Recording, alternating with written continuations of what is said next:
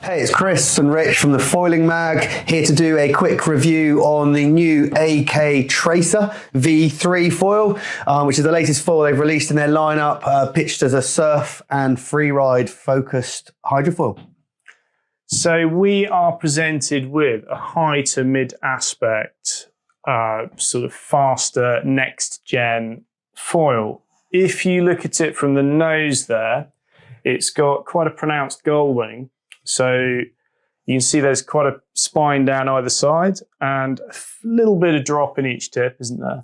It's quite thin profiled, and a big change for AK this year is that they have fused the front wing into the bulk of the fuselage. So this section here is one monoblock piece. The tail is G10. And it has two little T30 Torx bolts, which can alter the angle of the rear wing a degree or two, it's positive or negative. So essentially, you don't have to shim this. You can kind of choose your foot pressure and lift to versus speed here. And it's super easy to do, isn't it? It's great. The taper lock system here is how you attach the rear fuse, and that slides on, and it's got really beautifully fine tolerances. You can't really tell any join here at all. And again, that's two T30s which hold that on there. The mast to fuse connection is this super deep socket here. And that's really, there's no flex in there. It's a really solid connection. And that goes on with two M8 bolts. So this year's mast is all new. And they've opted for a hollow sort of double core, I think, with two box sections of carbon here. This section here goes on with 4 panhead bolts. So that locks in, it's really, and they're open toed, so it's dead easy to slide on and off. We found this extremely stiff, and this junction here in particular, the socket's so deep, and those big M8s clamp it on there. There's very, very little movement or play in there, if any. It translates the feelings of the foil really well up to the board, particularly if you're on a decent carbon board. Yeah, really impressed by it. I think this whole foil setup which we've got here, which AK have put together in the third version of the Tracer, has really impressed me. Like the way it rides, sort of standout features for me is how well it rolls. Yeah. You jump straight on it, and to sum it up, it feels playful. It's one of these true next generation foils that's got early lift, a really wide usable sweet spot, and it's playful. Yeah. And reassuring when you plant it into a turn, I'd say. You instantly feel better. Right? It rolls through the turn. It wants to drop into a turn. The power doesn't spike. It doesn't drop. It doesn't climb. It just carries the same power all the way through the turn, into it and out of it. If the tips come out, it doesn't even falter. It doesn't even flinch its power delivery. It doesn't even flinch in resetting back in. The tip breach is great.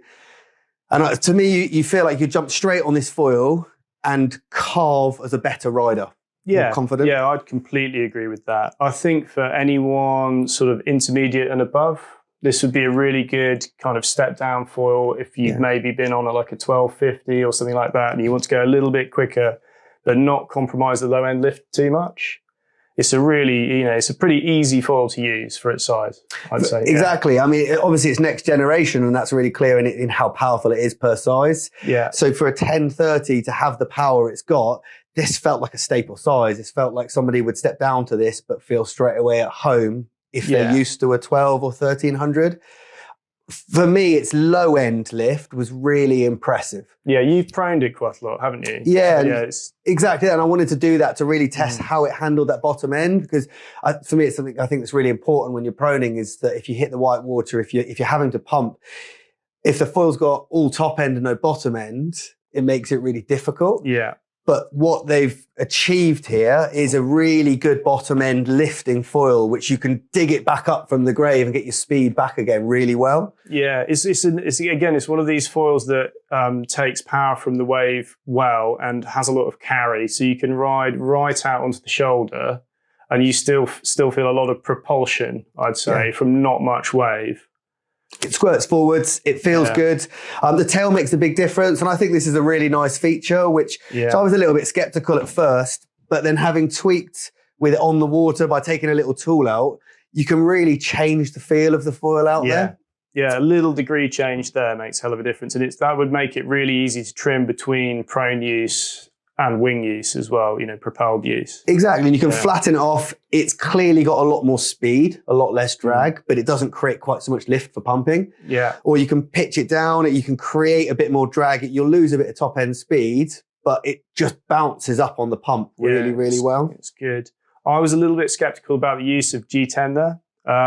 Because sometimes, you know, brands will use that for prototyping. You'll have a little bit of vibration from it, but I've not noticed, I don't know about you, I've not noticed anything. Like, really impressed. Yeah, really. It feels stiff and locked in. And that carries all the way through the mast as well. Yeah. You know, considering and the price point of this as a product is really well priced, that you'd think it's going to be a lot more expensive to how it feels. Yeah, it looks quite premium as well, doesn't it? I mean, you've got all this carbon monoblock here. You've got everything carbon here. The only aluminium piece is this short tail section.